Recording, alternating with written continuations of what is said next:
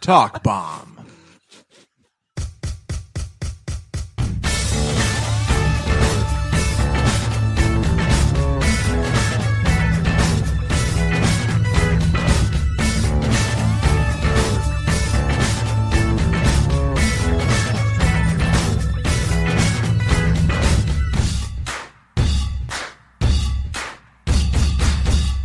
Welcome to Will and Bobby Know Everything. My name is Will. We're back.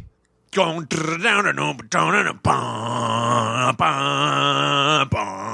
That's the boys are back in town, but there's so much more lead-in before you just say the boys are back in town. I wish I had just said that part. Wait, what part is that? It's the beginning part. The boys are back in town. I don't know the beginning part. I think that sounds like trash shit.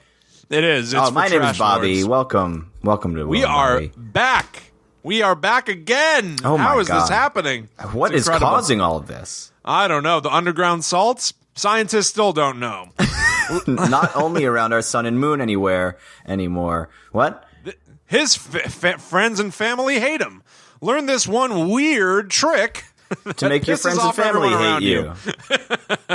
Welcome to the show, everybody. Oh, yeah. I'm so happy to be doing Bill, this. You know what? We got a lot to talk about today because you went to an investigation discovery con, and I want to hear all about it. Oh, God. But before that, I want to ask you a very serious question. Get real. Let's get really, really real. Did you change the password to our Tim Allen's ID Exchange login? Whoa! Uh-oh, controversy. No, I did not. What is it? Isn't it the Tim Man... Wait, I don't log in. Hold on. Wait a minute. Password Let me go is here. Tim Man, right? idexchange.timallen.com.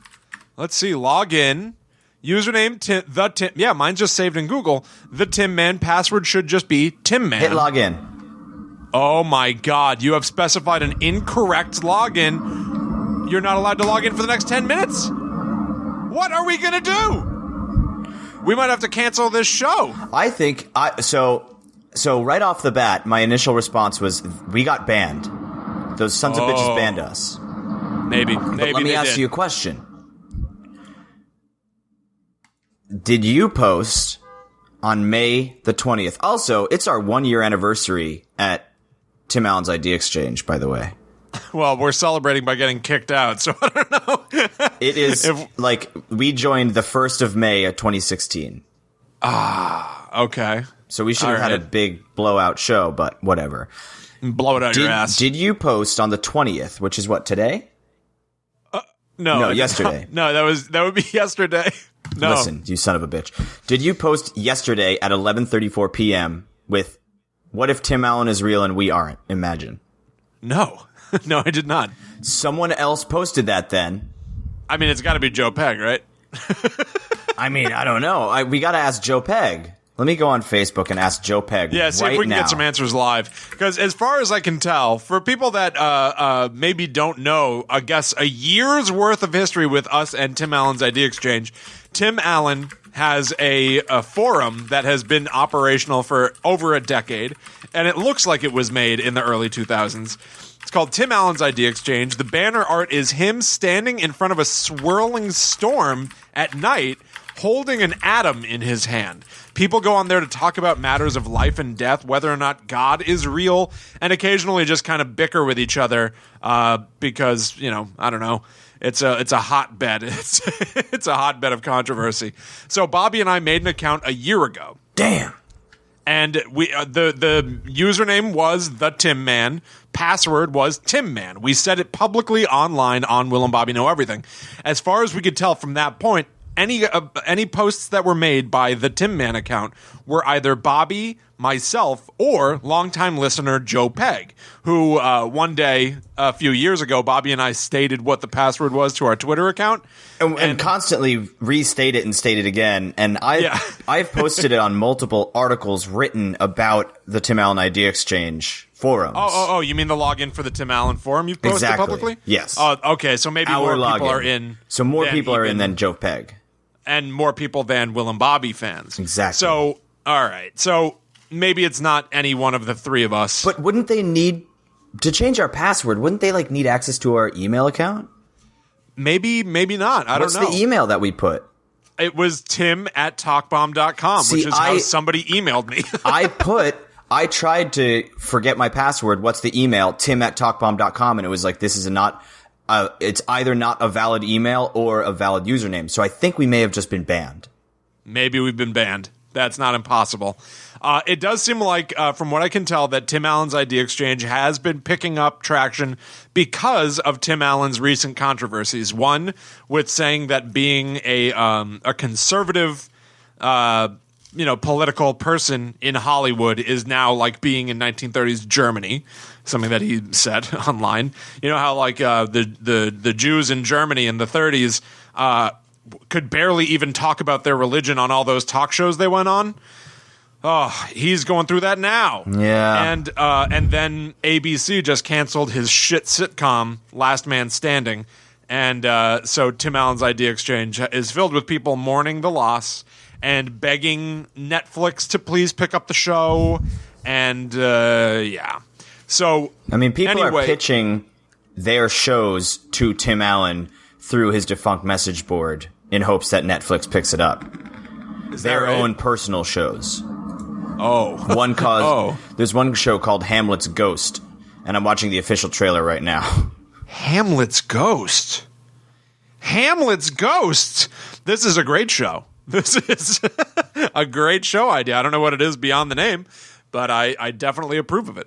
I mean, I'll tell you right now, they said that Netflix expressed interest in their trailer they made, and it looks like the footage is about as good as those Ernest Scared Stupid movies that we watched. Not the official Ernest movies, Ernest and Ace Ventura impersonators making movies. Yeah, Ernie Jr. Yes, the acting is just about as good as well. Right. I also do want to say that probably, almost half a year ago, probably around 6 months ago, an article was posted on, was it Vice.com, Bob? Yes. I want to say something, I don't know. It may have been, it's something like that. It's a pretty popular mainstream website. And the article was about Tim Allen's Idea Exchange because, I mean, frankly, it is amazing that a Tim Allen forum is still operational and that, almost 10 people still go on it. And so the person who wrote the article was sharing screen caps of this dramatic conversation that was taking place, not knowing that one of the major participants was the Tim Man, which is Bobby and me. So Bobby and I got in touch with the writer of the article and said, hey, just so you know, your article is awesome, but also it's about us because we've infiltrated the Tim Allen message board. Exactly. Now, this writer said, oh, that's interesting. I'm going to have to listen to your show. I don't believe he ever did. I believe that he was paying lip service. And I got to tell you, Tim Allen might be the last man standing, but I am standing with him. Yeah, I just wrote that joke. I stand beside Mr. Allen. And not in any of his statements. I just want to be near him. No, I just want to stand near a famous guy. Yeah, it'd be nice. That's it. Maybe okay. We'll end up in a picture with him. That's it. So now this writer, I believe it's the same guy, and this is Will and Bobby Know Everything, so our journalistic integrity is toilet water. I did not Google it to confirm this. I think it's the guy who wrote that article. Tweeting at Mega64, comedy group that Bobby and I really like, sharing pictures of Tim Allen's Idea Exchange as if he discovered it. That son of a bitch.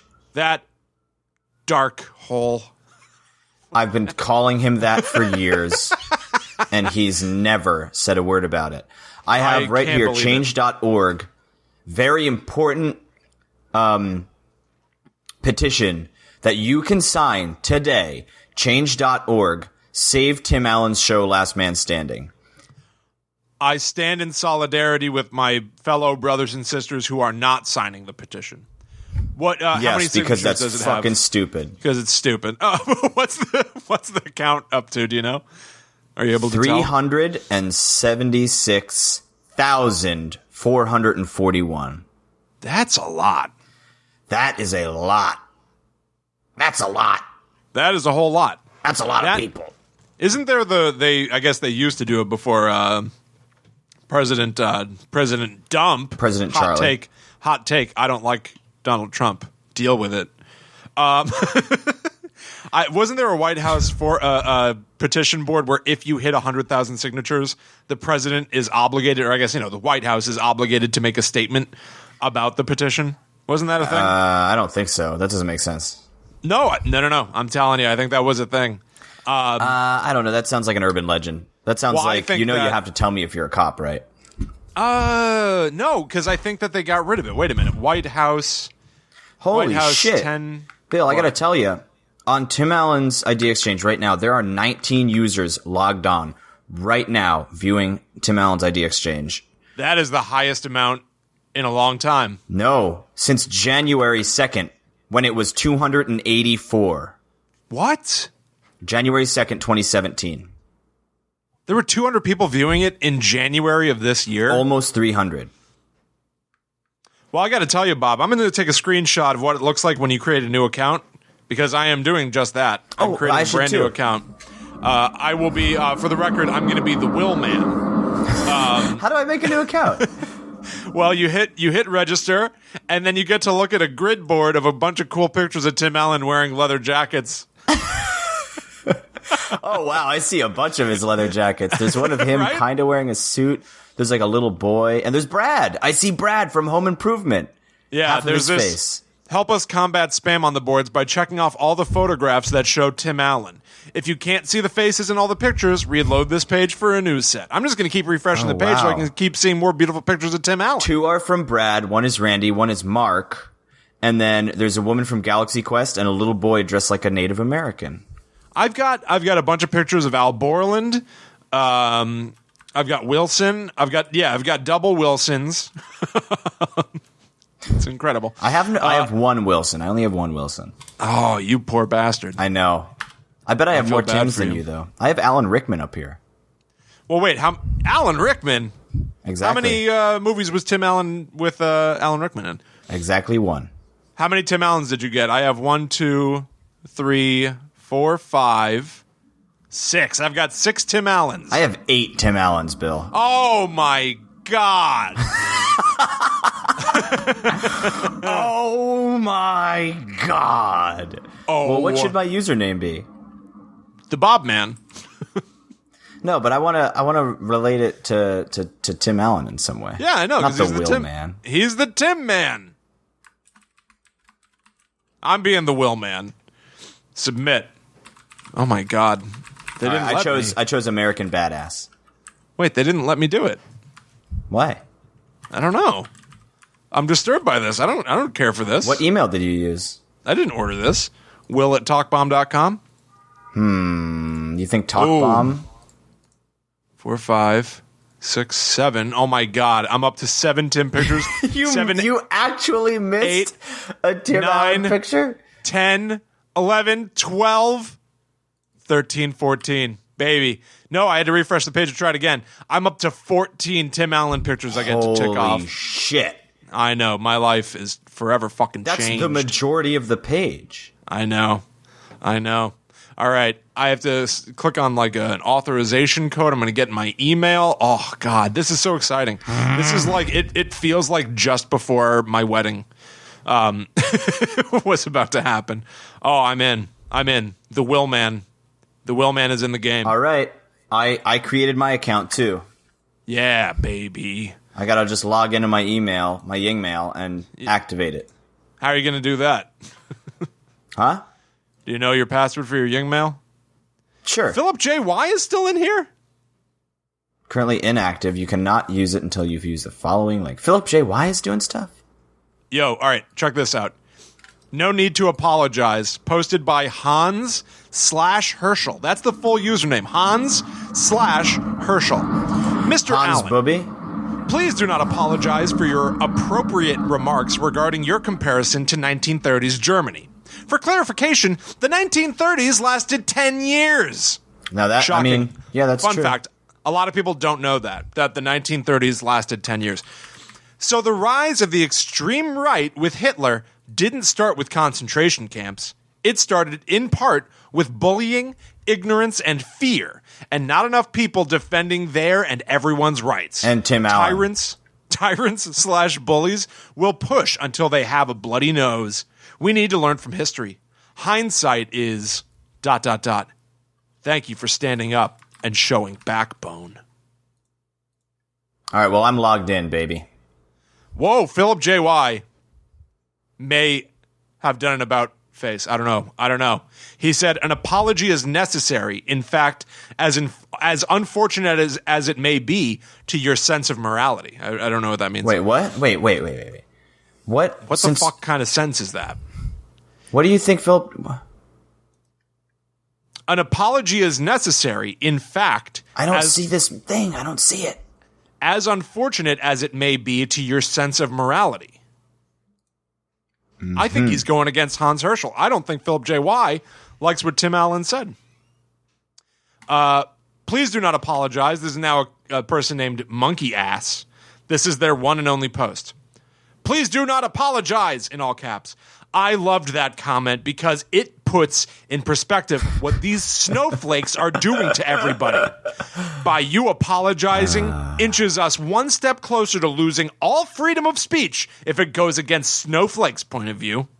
You should not only not apologize, but make a statement that declares you're not going to apologize. Wow. Someone asking you apologize for that comment proves my point. Much love from Nova Scotia, Canada. Philip J. Weiss. Snowflakes can become golf ball size hailstones, and those things do a lot of damage. Nope. Philip J. Y. Snowflakes don't become hailstones. Philip J. Y. is anti Tim Allen's remarks about Trump in Germany, which I find shocking. Well, I got to tell you, I found something else. Jim Allen here on the 17th posted, I need to buy some wooden screws and a screwdriver so I can work on my man cave this weekend. I wish Tim could come with me, but he obviously can't because he's busy being targeted by the liberal media. But anyway, just looking for some other guys who are down to build, work hard, sweat, and get dirty. Who's with me? And then Liam Allen posted, I'm interested. Which Home Depot location are we talking about? I'm the closest to Home Depot number 704. That is the Home Depot store to which I most often frequent. And then Jim Allen responded, thanks, but I ended up going with my ex-wife, Patty. So that is a thing. What? So I guess more people are just trolling the boards now instead of actually asking honest, real questions. I guess. I don't know. I mean, there's also a lot of spam. Was this you? Someone posted a thread called Looper's Asinine Assessment of Tim Allen. Looper's Asinine Assessment of Tim Allen. Detroit Dave Car Guy posted, Tim, you are one of my fave actors. Loopers is nuts. Loved you in For Richer or Poorer. Jungle to Jungle, Galaxy Quest, Joe Somebody, Santa Claus, Wild Hogs, and all your Tool Man always wholesome entertainment with a great message. And I'm not a big movie fan or actor fan. You are that good. Keep up the great work. The Tim Man posted, I think I did post this. I don't remember. Looper was Bruce Willis, Dave. Thanks for insulting Mr. Allen. Maybe not. I don't know. Maybe I didn't post that. And then Detroit Dave replied, I didn't see the movie Looper with Bruce Willis, but he's a good action actor. Loopers is a Star Talk website. I stumbled on their post for today, and they slammed Tim very unkind and unfair. That sounds like Donald Trump. Wait a minute. They slammed Tim very unkind and unfair. Very unfair. I the like liars. Tim. I love Tim, okay? Me and Tim go a long way back, baby. That's right, bitch. Stephen Colbert is overrated. Tim Allen is underrated. I like Tim. From your comment, you'd be very upset with Loopers if you find the hatchet job they just did on him. Have a nice day. Philip J.Y. said, he is not Tim Allen. No one's talking to us like we're Tim Allen in this. Not anymore. Philip J.Y. finished by saying, I feel like this should be the Tim Man's ID exchange. It would confuse less people. So Philip J.Y., this should be, I feel like if we had just like a flat out Will and Bobby Know Everything website, this would be like the top stickied post. Can we have a forum? Oh, wait, no, we've talked about that. The Tim Man is our forum. I'm sorry. Duh. The fuck? I feel like this should be the Tim Man's idea exchange. I completely agree. Can we get a picture of you and me holding some atoms? Some of fucking electrons swirling around us and shit? I mean, that's going to be easy, right? Is it? I don't know. I don't know how to make stuff. Good point. Yeah. It seems hard. I'm not even going to try. Yeah. Damn. So yeah, it appears that maybe the Tim Man has gone rogue. Possibly been banned. It's unclear. It's been a year and 20 days since we first joined Tim Allen's Idea Exchange, and I think that we're different. I think that we're better for it. I've grown up a lot since I've been watching Tim hold this atom. I've physically just grown a lot. Yeah, so there you go. Tim Allen's Idea Exchange. Everybody go ideaexchange.timallen.com. Make your own screen names. Talk to us in there. Ask us any Will and Bobby questions that you've got. Because I'm sure I'll notice. Why wouldn't I? Yeah. I do wonder if somebody is going to finally, we've brought some attention to Tim Allen's Idea Exchange. That Vice writer brought more attention to Tim Allen's Idea Exchange, but I feel like it really hasn't blown up yet. I think it needs to be like someone on Reddit is going to post like, today I learned Tim Allen has a forum. It's still active, and it's going to get flooded. Yeah, it's going to get way too busy way too quickly. And no one's going to give us the credit for having come in here a year ago. You know, like that's the goddamn thing. I think I've talked about it on the show before, where periodically you and I just fucking discover something before it blows up. And I feel like this is one of them. This is probably our most prized discovery. And I wish that somebody would... This really is. This is the thing I'm proudest of in my life in general. I wish that somebody would bow down and just give us the fucking credit we deserve for discovering this in the first place. Sons of bitches. Well, and still, I got news. We need to post our mega Tim Allen roundup. The best. I really think we should have a YouTube video where it's like the best of Will and Bobby on Tim Allen's Idea Exchange and put it on YouTube or something. Can I give that to you to do? Is that something that you would possibly do? Go back to the first ever episode and then try to pick out some of the standout moments from Tim Allen's Idea Exchange conversations? No. Okay. Well, I mean, I don't like, that sounds like it's going to be really difficult. Yeah, I agree. I completely agree. I have to listen back to all of our old shows from the past year, which I mean, I guess we didn't do a lot last year. No, exactly. There's not that many, honestly. There's one per month. I guess I can always just look at you could do it in a week. The notes for the episodes and just look for Tim Allen's Idea Exchange. Boy, theoretically you could. Are those notes ever useful? I always write them, so I don't know. No, they're really not. Well, I got news from Joe Pegg. Joe Pegg responded. He said he didn't do it, but he bets it was the Tim Man himself. Wow. I bet that's right. It might have been Wilson. I don't know. I bet you anything that Wilson listened and got in touch with Tim, and Tim logged in. Mm-hmm. He's an avid listener. Mm-hmm. Well, maybe Wilson it's our fault. Not Tim. I guess this is what happens when you just say, hey, the username for this account is this and the password is that. Right. Talk to us on one account. Talk to yourselves. It was a novel idea. Yeah. Now we have new names. You are the Will Man. I am American Badass. So now we can talk to each other on 2 different names now. If you want my password, you got to take it out of my grave, bitch. It took us 1 year to learn that we should have multiple accounts. That's actually a pretty good length of time to learn that. So it takes a surprising amount of time for us to learn anything. Yeah. Just out of curiosity to see how easily you could put together a clip show. I'm looking back at some old shows. Last month in April, we had Bacheloroni at Home Alone. Easy stuff. This week on Will and Bobby Know Everything, the boys try to figure out what Kevin Smith is up to. They unfortunately check in with Jamie Kennedy's new podcast. But mostly Will just talks about how much he likes Bobby. Oh, okay, that's nice. I remember when you asked if I was okay. Did I ask if you were... I just want to know what was up with you, I guess. Okay? Are you all right? Our March show, Do You Crave Desire? Yeah, see? Look, this will help. This week on Will and Bobby Know Everything, the boys talk about Will's weird new Scream script. Tim Allen's fanatical fans have started emailing us. Bobby is the funniest Dungeons & Dragons dungeon master on the planet, and they pretend to be comedians. Enjoy and keep your eyes peeled. Studio Rejects might just come back for a special episode on Wednesday. Did it? Bam. It did. Oh, Tim good. Allen is writing the name there. Earlier in March, we got scammed by a puppet. What? A new episode of Will and Bobby Know Everything is here. This week on the show, Will and Bobby relive their favorite scams and uncover the secret vile subculture of puppeteers and ventriloquists.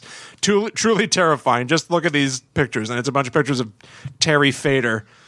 Ooh, Terry Fader. Great name. Horrible man. Unboxers episode 1, Macaroni and Bugs, ew gross. Which includes the line, anyway, Will decided to impart some wisdom in the only place that matters, Tim Allen's idea exchange.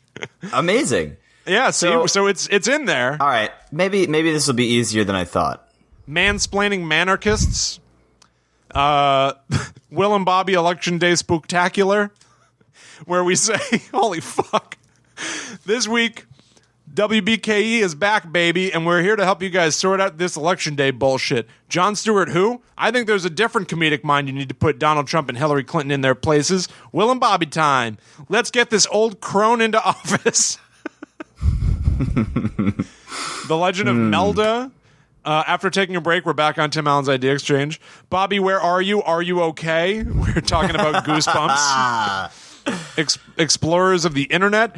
The Verge quoted the Tim Man in an article about Tim Allen's Idea Exchange, and I have a link to it.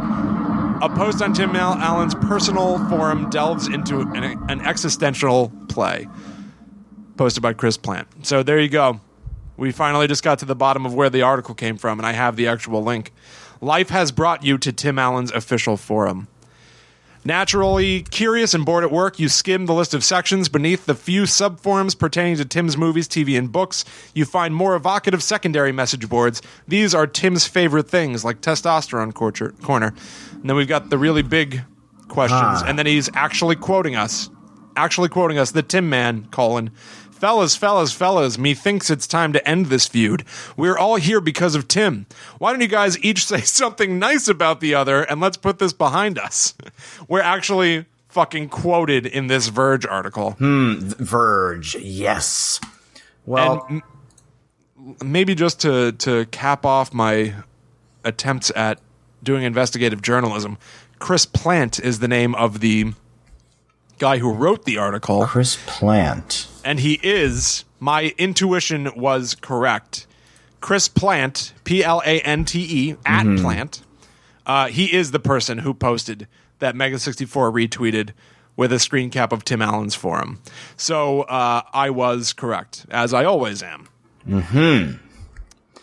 They have been siphoning our zillions for a year now. They've been trying to steal our fame. They almost did, but we caught them. Yep.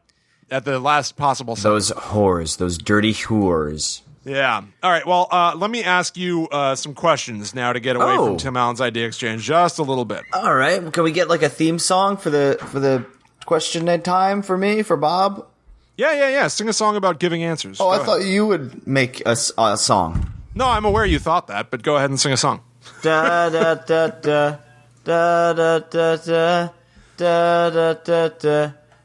da da da. I'm gonna ask you a question, Bob, and you're gonna give me some real news.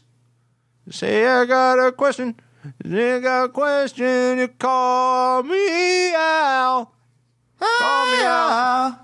All right. So I got a message. I got a message from Jock Pokey Johansson about 2 hours ago. Oh, right. Big fan of the show. It played to me like a news headline. Like literally. This just in, Park Chokibo Poke Hansen. What did he say? Bobby has agreed to do the voice of Diesel 10 in Thomas and the Rainbow Railway. Who's Diesel 10? I don't know. What's the Rainbow Railway? You agreed to this. Shouldn't you know? No, I didn't. It's as if it was posted on like the Hollywood Reporter. Bobby Kester to voice Diesel 10 in Thomas and the Rainbow Railway. Sure, I'm ready. All right. Hey, Thomas. So, What do you think we're doing, sweetie? leave me alone. No, I'm gonna do a good thing to you, don't worry. No. No. All right. So are you confirming it or? Sure. Whatever. All right. Okay. He never asked me. I never said yes, so I don't know. Is that you never said yes? Correct. Well, then why is he telling me this? Wait a minute. He messaged me. Is there not a chance that he did ask you and you didn't know what was going on, and so you just said yes? Is there any chance? I'm looking at your Twitter account right now. No. It must have happened in a private message. I don't know. All I can see here He tweeted at me and said, "Do you want to give some input on the Diesel 10 scenes?" See, he didn't ask you to voice it. He said, "Do you want to give input on the Diesel 10 scenes?" And to which I responded with nothing. Because I don't know what that meant. I don't know what that means. That's fantastic. So it's really as if like a Hollywood agent is being like, "We've got Meryl Streep. We've got her on this. You're gonna want to join Gary Douglas. You're gonna want to join. We've already got Meryl Streep. Gring Bob's B. Yeah, and you come to find out that it's like, no, well, we got in touch with her. We reached out to her. But we're hoping to get her. So, yeah. Okay, so the news should be Bobby Kester not confirmed to be voicing Diesel 10 in Thomas and the Rainbow Railway. Well, now I can't find where he asked me about Diesel 10. Well, you just said that he asked you to consult on writing scenes. That's what that sounds like to me. No, he asked me if I want to do input on the Diesel 10 scene. Yeah. I don't know what that means, so... All right. So I didn't respond. All right, well, that's a different story. That's a different story altogether. He's trying to trick you into voicing this Thomas the Tank Engine thing. I know he is. I gotta be very careful with what I say, apparently, or very careful with what I don't say. So I guess I don't know. Yes, you do. I don't know. All right. Well, then. All right. Enough of that, Bob. Yes. I want to get finally.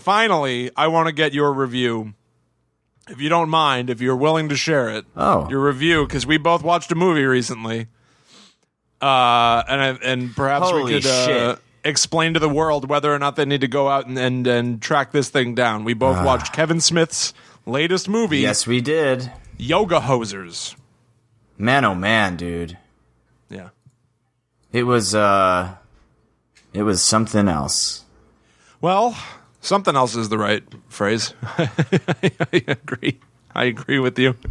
I don't know if it's admissible as a movie. I don't know if it... Yeah. It looks like it kind of seems like a failed Pee-wee's Playhouse episode that never was aired. And they just like took clips from 4 or 5 different Pee-wee's Playhouse episodes and then crammed them together. Yeah. Yeah. I think you were right the other day when you told me that it feels like a failed Goosebumps. Yeah, it really does. For those of you who do not know out in the world, Yoga Hosers is a movie that Kevin Smith made, last year? I don't even know. I think last year. It stemmed from a conversation he had with one of his longtime producers, Scott Mosier, on their podcast, Smodcast. Now, I listen to Smodcast, or I used to, I don't know. And I was listening to that conversation when it first played out. And from what I recall, the conversation they had, where the phrase yoga hosers came from, was literally talking about getting in trouble in Canada or something. And then What's Scott a hoser? Mosier. I think it's just it's a term that people use in Canada. I guess I don't know the full definition, but it's like you jerk. I think that's what it means. Gotcha. What does hoser mean? A foolish or uncultivated person. Okay. But yeah, it's almost just like calling someone an idiot or calling a loser. someone a bumpkin, country bumpkin. Yeah, So I think all that happened was Scott Mosier goes, "You yoga hoser," and it made Kevin Smith laugh so hard. And then he wrote this movie about teen girls who work in a convenience store, and unbeknownst to them, hidden underneath the convenience store is a Nazi who has been in a cryogenic chamber since the 40s and is now unfrozen and unleashed a little band of monsters that are little like 6-inch tall sausage monsters. I didn't understand. They never set that up. Well, they do. They don't set it up. They explain that just happens, and then they explain it way later on. Correct. 100% correct. Like the girls are working in the convenience store, and you'll see little monsters looking around in the foreground and shit like that. I believe in a man down under. Yep. Getting up, getting under. Huh? I know you do. What? So yeah, buddy. All the little sausage monsters are played by Kevin Smith, and it's explained that they were supposed to be full-sized monster clones, but the cryogenic freezing process was interrupted by a power outage from the girls playing music in the convenience store. They overload a circuit while they're, I guess, using just electricity to power their microphones, because they're in a band that's just them singing. So in the scene, they were using 2 microphones and 2 guitars as well. So they were? Okay. Because the movie opens with them. Bill. The movie opens with them both singing and a guy who plays the drums and no one else. And yet the song they're playing has a bunch of instruments in it. Oh yeah. So I found that confusing. It's like rap rock from 1996. Yes. And it's not funny, and it is confusing. It's very confusing. I mean, this is a funny trend where people say, oh, well, I wanted to write a children's movie, so I purposefully half-assed it and made it nonsense, and it doesn't make sense, and it's a piece of shit. Where, like, you can make it, like, Andrea and I over Thanksgiving, we went to her parents' place, we had a big dinner, and then we watched Zootopia, which is a movie for children, but it was great. It was a great movie. It was just, in general, had a plot, had character development. You could understand what was happening. There were moments of like suspense in it, and it just like generally made sense. It wasn't like a great, fantastic, life-changing movie, but it was, it was a fun movie to watch. Yeah. But kids would not even enjoy this movie. No, I had a hard time watching it. Granted, I'm not a kid, but I really looked at it thinking like, I don't think the kids would even like this. It was hard to watch. So, every 5 to 10 minutes, they introduce a new character, and then they play this like shit MIDI version of Canada, and they have this like overlay on people to make it look like they have their own MySpace pages, from what I could tell. Well, like I think it was supposed to be like an Instagram page, because the name was something Graham.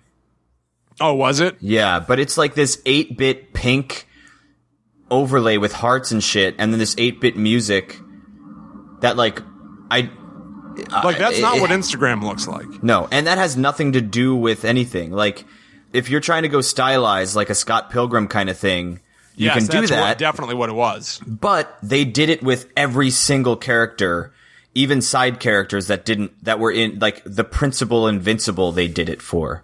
Yeah. And then she was in one scene and said 6 words and then was gone. And her scene was shorter than the fucking intro for her. And then they didn't do it with the main villain. Yeah. Like, they did it with all these side characters, and it was so annoying. And then the villain came up, and it just didn't happen.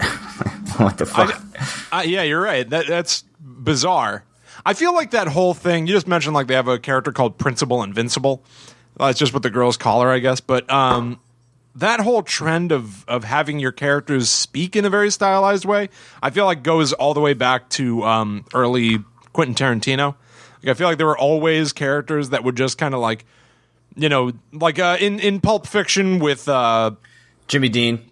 With Jimmy Dean, Bruce Willis gets on his motorcycle, right? And the girl goes, "Where's Zed?" And he goes, "Zed's dead. Zed's dead." And it's clear that he's intentionally trying to be rhymey, like and some of that feels just stylized and kind of hokey, but in a fine way. And then I feel like Rob Zombie and now Kevin Smith, just have characters. Yes, absolutely. I'm Joe Grizzly. just have like shit names. And Principal Invincible, like they're too Ooh, cool, baby. Yeah, they're too cool. Jack, you got a hot tamale with my mommy, baby.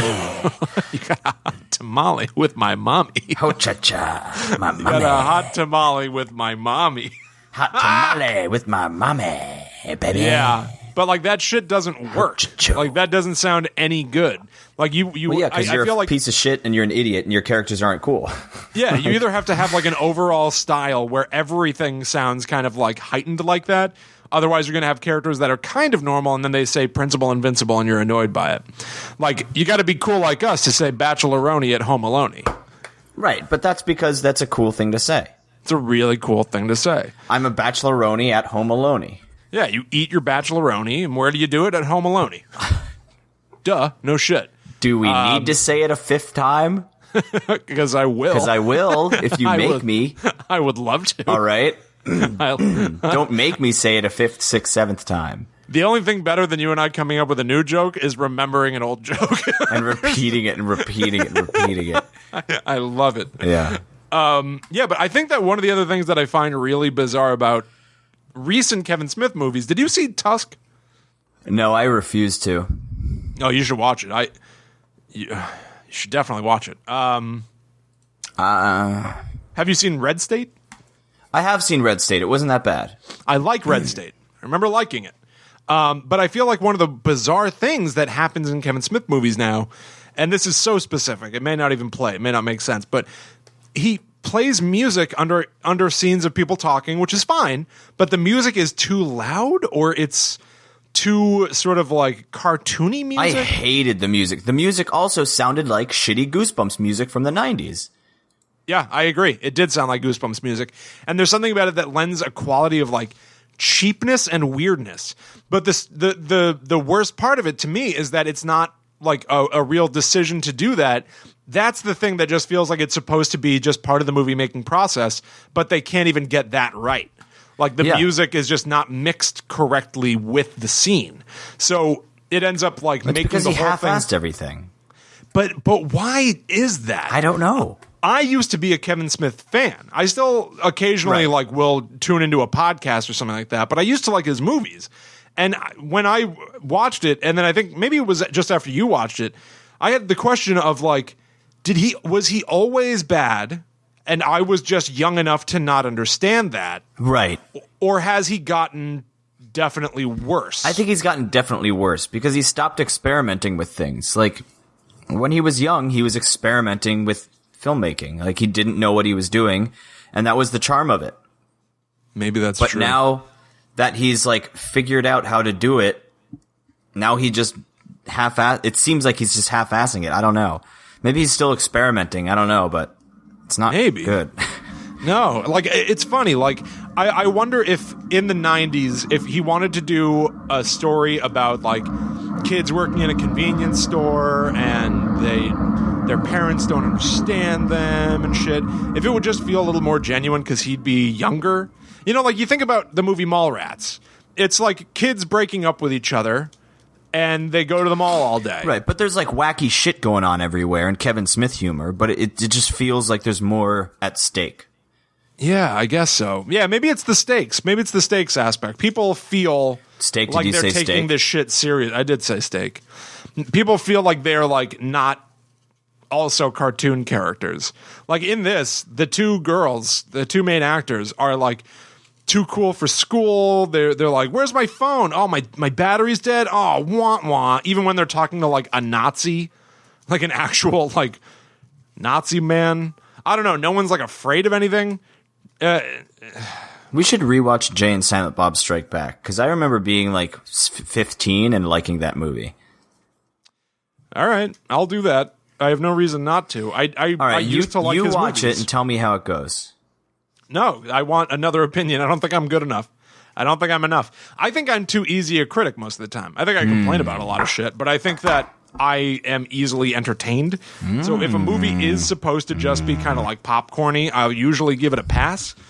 But like Yoga Hosers just felt like it was a mess. mistake. Oh, it felt like It just felt like a screw up. It had some of the worst special effects I think I've ever seen. Yeah, a lot of the stuff I don't even know why they did it. Why they even tried it. There's a scene where they're fighting a bunch of little Nazi sausages, and the lighting is blue, as if you're literally like in a black room. So everything is kind of glowing a little bit. It's a very neon, dark blue scene. And every time that they destroy a little Nazi sausage, it bursts in this like yellow confetti for some reason. It doesn't have like a sausage texture. They like pop. It's sauerkraut. Is that true? Yes. Is that an actual answer? Yes. Do you know that? I do know that. Why do you know that? They said it in the movie. Oh. Well, good reason to know it. I obviously wasn't paying attention. Yep. I did pay attention. It doesn't look like sauerkraut to me. It just looked like... No, it looks like yellow shit. It just looked like yellow shit. There was no depth to it. Like, they animated it, but they didn't create any texture or depth. So it's a flat image of yellow shit, and it bursts in a way that isn't touched by the lighting, if that makes sense. So, like, it's not yellow with tinged blue light. It's just yellow. So they didn't, like, match the effect to the space they're in, so it doesn't look right. It pops off the screen too much. It was very... It feels like they didn't finish it. I didn't understand what I was looking at. It was really awful. Yeah, I don't know why. I don't know. I feel like I don't know. They had the main villain do an Arnold Schwarzenegger impression and a Sylvester Stallone impression. I expected a Christopher Walken impression incoming, and it didn't happen. You know what that is? I have an answer for this. Well, I have a theory of what it is. All right, I'd love to hear the theory. The theory is that person is a shithead, is the villain, and out of touch. That person is angry at critics, and that the Nazi is doing annoying dumb shit, and they want to kill the Nazi. But that's and that's why he makes a guy to destroy movie critics. Well, does that make sense? Kind of, but you didn't really explain what you mean. The Nazi... So I think the reason that the Nazi is doing shitty I think Kevin Smith knows that these are shitty impressions that are super overdone and overplayed, and he is putting it in his movie because it's a Nazi that is doing them, and the Nazi is the villain. Like, the villain is a person that is out of touch and that is angry at people and critics, and yet can't make a good thing because he's just recreating what other people do. Well, does that make sense? I think you're halfway there, but this is where like my knowledge of just the greater Kevin Smith universe will help. Sorry, Bill. God. So Kevin Smith has taken a lot of shit in recent years. He, I think it was with Red State. Red State, his like first sort of horror movie attempt, which was pretty well done and pretty decently received. Yeah, pretty well done. The ending just kind of fell flat. I know, which is such a disappointment. The ending turns into a big joke, but it had such a strong possibility. I'm going to spoil Red State. I'm going to spoil it right now because I just like it. So if for some reason you're worried about spoilers for a bunch of Kevin Smith movies, turn off. I don't think it'll actually ruin it, but it is what happens at the end of the movie. So there's this cult. There's a Christian cult. And they're talking about how the end of times is coming, tribulation is coming, Jesus is going to return. He's going to return to the sound of trumpets blaring, and he's going to come back as like the lion, not the lamb, and he's going to smite all of the sinners. So at the end of the movie, there's a big standoff with the FBI, and this pastor, who's played by Michael Parks, who is terrific. He is so fantastic in the movie. He is frightening as hell. He is talking to John Goodman and giving this long, terrifying speech about how God is going to come down and kill the lawman. And which is, by the way, Quentin Tarantino stylized dialogue that does work in that movie. That it does work in that movie to me. Oh, come on down, get them down. And all of a sudden, there's a big sound of trumpets blaring, and Michael Parks, the preacher, is like, "This is it! I told you it's happening!" And I, honest to God, was watching the movie, heard the sound of trumpets blaring, and thought to myself, wow, this movie that is about an FBI standoff with a cult, with like the Westboro Baptist Church cult, is actually going to end with a supernatural, the cult was correct. Yeah, that God comes back and destroys everything. And I was applauding that. I was blown away that Kevin Smith would take it that far. I love it in movies where they will play with the premise until they like twist it so far that you couldn't ever possibly make a sequel. Right. And I was impressed by that. Like but then Cloverfield. They made a sequel to Cloverfield.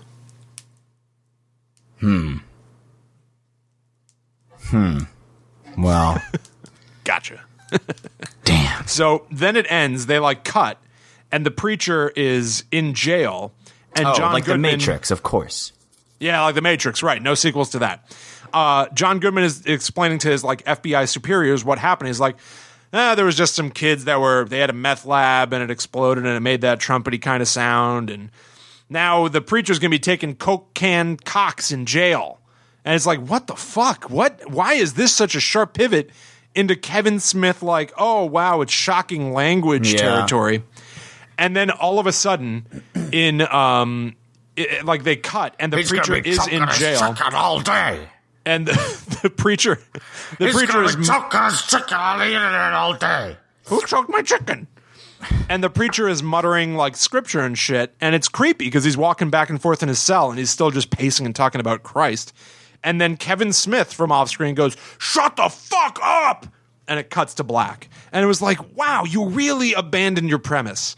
Like, the premise was, this is frightening and bone-chilling that this man is going to kill in the name of this thing that he made up in his head. Yeah. And he ruined it. He just flat out ruined it. See, but then you look at a movie like Dogma, which is a comedy movie, and it I don't know, it just kind of, like, I haven't watched it in a long time, but I remember it being very obnoxious, like it's a Kevin Smith movie, but I remember it being like well written and well received, and the dialogue wasn't fucking crazy all the time like that. As of however many years ago it's been since I watched it, I rewatched it, and by the end I was like, this thing is way too long. Oh yeah, but it just wasn't as good as you remember. No, but I remember also telling Allie right after I watched it, I was like, the first half hour of this movie is something that film students should study. It was like perfect. It was like tightly scripted. Well-paced. It had enough jokes. It stated its goal, and it was off and running. But then all of a sudden, it just really slowed down. I don't know if that's still true. I just remember how I felt about it. But what Kevin Smith did with Red State, when he announced the movie, and he was going to be selling it to distributors, he goes, "I want to do something a bit different here. I want people to bid for it like an auction. And highest bidder gets to distribute my movie." And everyone was like annoyed by that. And then he starts the bidding, and he sold it to himself for $1. And the idea was, I'm going to release this independently myself. And frankly, while that was obnoxious for the film industry, I thought that it was a great statement for indie filmmaking. Kevin Smith was going to finally like utilize the platform of releasing video on demand. Red State was a VOD release, and he did it himself, and he sold it for $5 online, and I loved it. I thought that was a great idea. Yeah, I bought it and watched it. Yeah, and he took a lot of shit for that. And then from there, he made like Cop Out and all that crap. Oh, and, Cop Out, right. Yeah, and people shat on it, and he started biting back at critics and saying like, you know, these critics, like, they rip apart my movies, and it's like picking on the special needs kid. And what he meant was these movies are not meant to hold up under scrutiny. What it sounded like was, how dare these critics fuck them. And he said that he was considering having critics pay to view his movies for their reviews rather than getting free screeners. And so he took a lot of shit. So now, Yoga Hosers, the Nazis' plan is he's built this big monster, the goalie golem or something. It's made out of parts of victims of whatever. It looks like shit. Yeah, it looks horrible. And he's going to have the goalie golem go around and kill critics. And people saw that as like, Kevin Smith is a fucking baby. And Kevin Smith came out and said, well, no, what I'm saying is the bad guy has this viewpoint, and we're stopping him. The bad guy, the Nazi, wants to do this. And yeah, exactly. The protagonists of the movie are stopping him. Yeah, he's not like, I am the Nazi who wants to destroy critics. Like, is that what you think I'm saying? That I am the Nazi who wants to destroy critics? What? So he says that people misinterpreted his message with Yoga Hosers, but I mean, why wouldn't they misinterpret it? That it's a fucked up, dumb movie that he just didn't think through. It's disappointing. I honestly, just even in recollecting some of like the Kevin Smith history just now with you, it makes me wish that he hadn't gone off the deep end kind of like this, and just like now he publicly goes like, I'm just going to make movies that are fun and they're for me and like a few small people. And he's like, I don't have that much left to say. And I don't believe that. I don't really believe that could possibly be true. He's got a wife and a daughter, and he works in the industry, and he's striking it out, trying to be independent on his own. You tell a story about how somebody is trying to do something on their own, and people are getting in their way. And like that doesn't have to be a story about Hollywood. That could be Clerks 3. They're running their own convenience store, and it's difficult to do. Like it could just be a story about trying to be your own person without pressure from others. He just doesn't know how to do that anymore. Yeah. Well, maybe he doesn't. It's not that he doesn't know, or he just doesn't want to. He just wants to make a different type of movie now. Maybe. And fair enough. He wants I just to don't make want to. more straightforward comedies, not about human romance or human interaction or social commentaries. He just wants to make weird comedies that he likes. Yeah. Yeah, I guess so. I don't know. I mean, go for it, right? Like, hey, do whatever you're going to do. But yeah. Uh-oh. Uh-oh. I don't think I'm really going to be there. It took us how long to watch Yoga Hosers? At least a year? I don't know. I had to pause halfway through as well. Yeah, you took a year off in between watching the first and second half.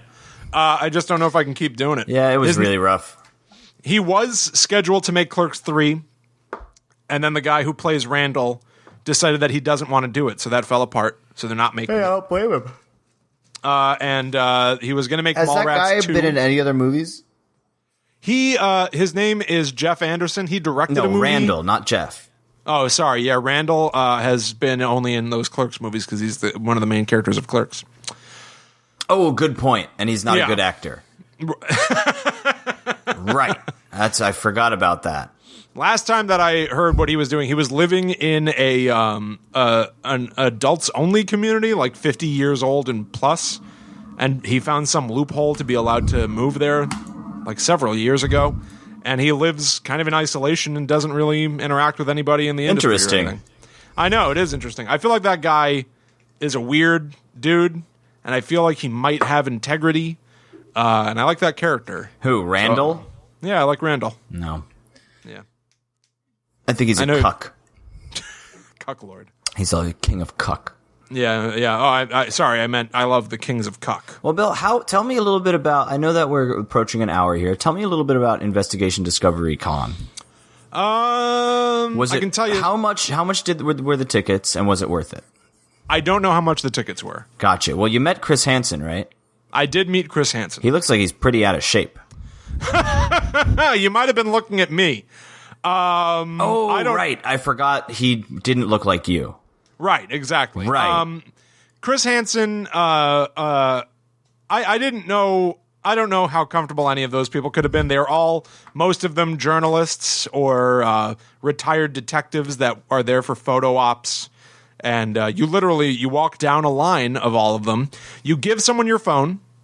You put it to camera mode. You give someone your phone. And then they take a picture of you with this guy. Then you step down the line. They take a photo of you with the next person. You step down the line, next.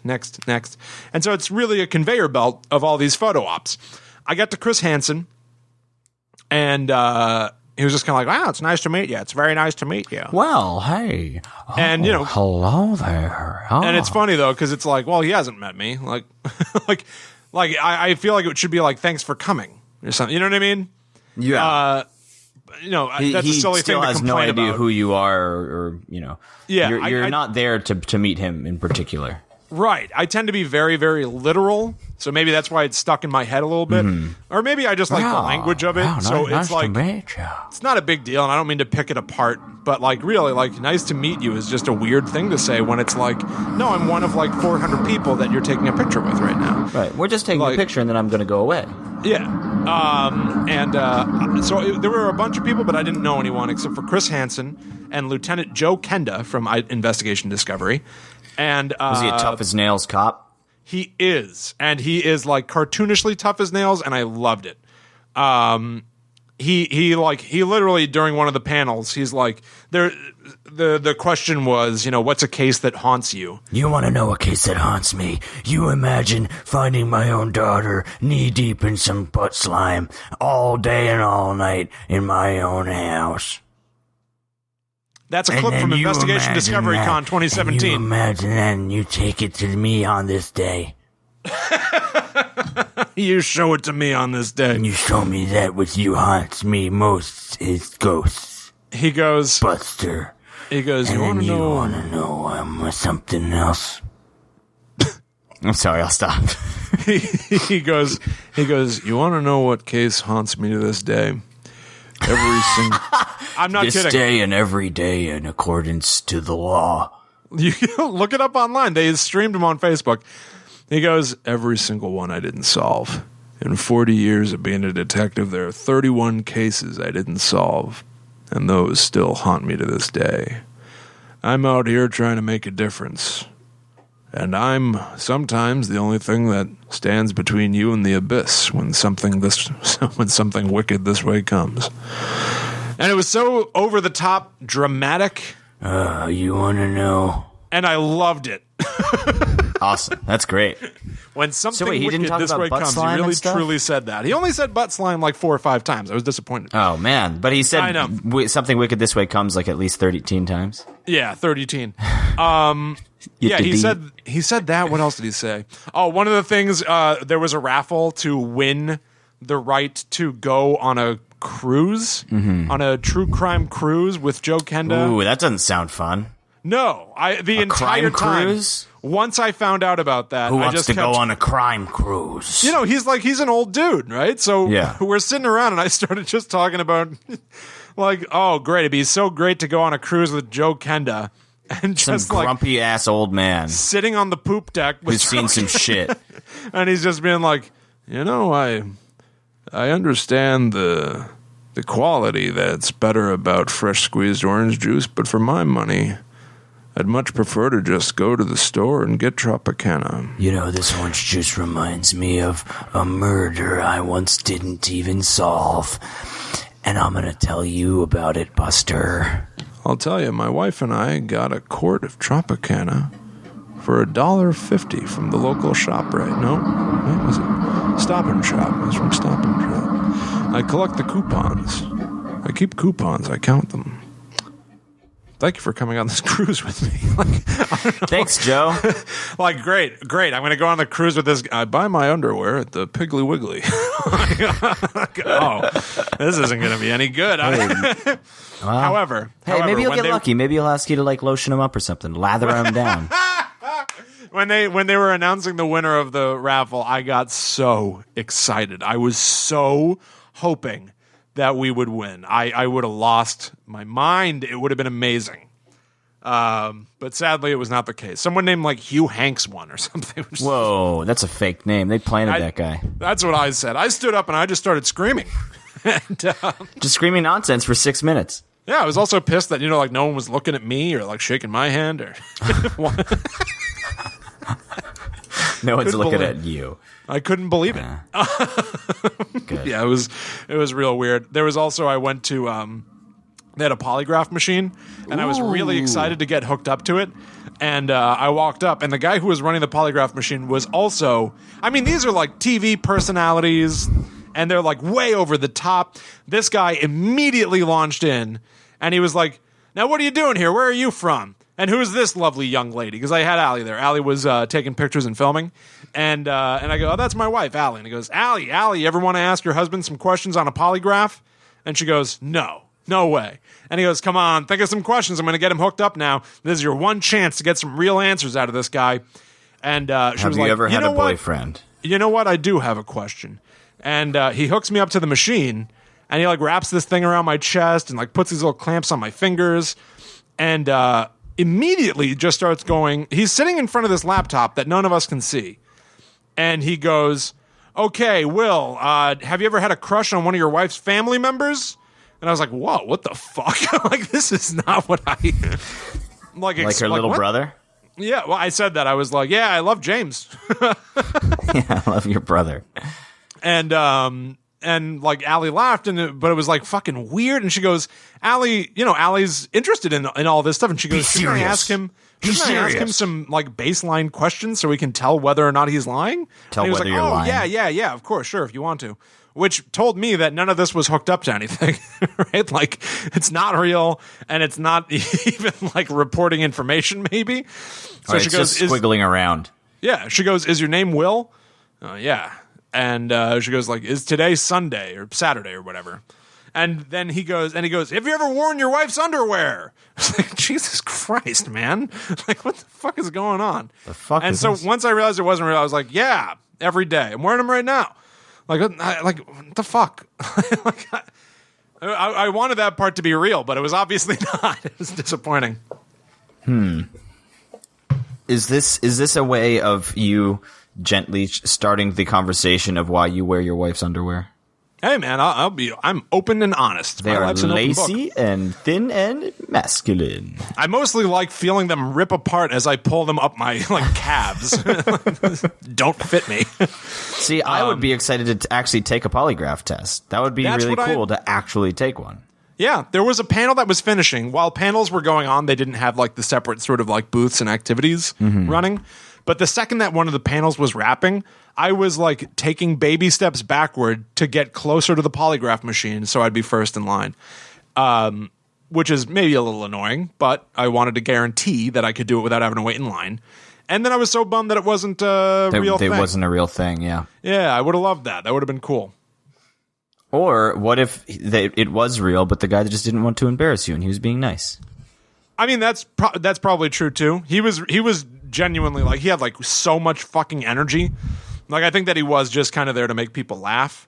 He asked, although he did prior to this, he had hooked up one of the hosts on TV up to the polygraph machine up on stage, and he was asking him questions, and we could see, like, he had his laptop hooked up to project, and so we could see the guy's like blood pressure increase when he was lying. And he finally goes, do you have a favorite child? And the guy's blood pressure started spiking. And he was just sitting there. And we were like, oh my God. Like, I can't believe he's actually fucking asking this question. That's insane. That's kind of a weird one. I thought it was very weird. And then he goes, all right, we'll save some of your dignity. And he shut off the machine. So he didn't make the guy answer the question. And, you could obviously go like, well, his blood pressure spiked because of the question, not because there's an actual answer. But it was definitely odd. Yeah. It was funny. Well, it sounds like a weird time. It was definitely a weird time. Yeah. Absolutely. Excellent. Yeah. Well, listen, Bill, it's 4:20, so I'm going to go toke up and bake up and smoke my weed up. Yep, smoke them if you have them. So I'm going to smoke them. Which is an admission that he has them. Swarm, get the police. No, it's not. It's not, because I'm not. You don't know what them is. That you don't know what them are. Them. You don't know what them were. Them were. You don't know what them were. So you can't So fuck you. Just stop. Okay. All right. Please, just stop. All right, sure. All right, well, everybody. Find me on Twitter at Bobby Kester, BOBBYKOESTER. I am at Haunted Sponge. Also, I don't know if I've said this on Will and Bobby because it all happened so fast. You're getting a lot of stuff going on. Dwayne Johnson. I got Dwayne Johnson on the line. I've been doing now. Tonight will be the third one that I've done in the past 3 weeks. I'm doing Sunday night live streams for this company called Hunt-A-Killer, and bit by bit, I'm evolving them to be kind of just about horror and about like true crime and stuff. And so if you guys are interested, go to Hunt-A-Killer's Facebook page. You can watch live every Sunday at 8 p.m. Although you guys are going to hear this afterward, but just bear that in mind for the future. And they get archived on Hunt-A-Killer's YouTube channel, so you can watch me talk about true crime and a bunch of weird mystery stuff. Yeah, it's fun. It's a fun time. So do that. Follow me online at Haunted Sponge, and we'll see you guys on Will and Bobby Know Everything in a future episode. But for now, thank you so much for listening, and have a good night. And we love you, and we miss you, and I hope that you are taking good care of yourselves. It's been a while since we've been able to talk, and Well, we love you. We love you. You know? So call us. Oh, sorry, I was toking the weed up.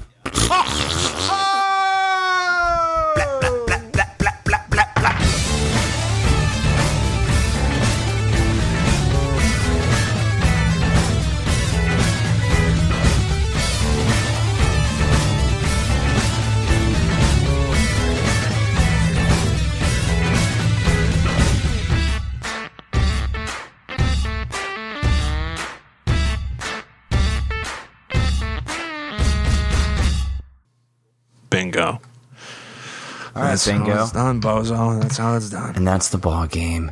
Again, bingo. And that's the ball game, you dirty hoe. All right, man.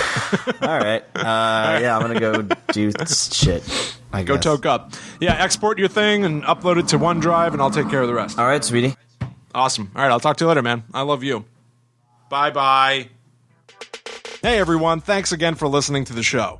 If you enjoyed this episode, you should consider going to our website, www.talkbomb.com, where we have archived every show we've ever done. You can also visit our bonus show store, where we sell exclusive episodes of our podcasts for 50 cents a piece, not to mention our merchandise. If you enjoyed Talk Bomb, the best thing you can do is help us spread the word. Tweet, share, review. We would greatly appreciate anything you can do to spread the word.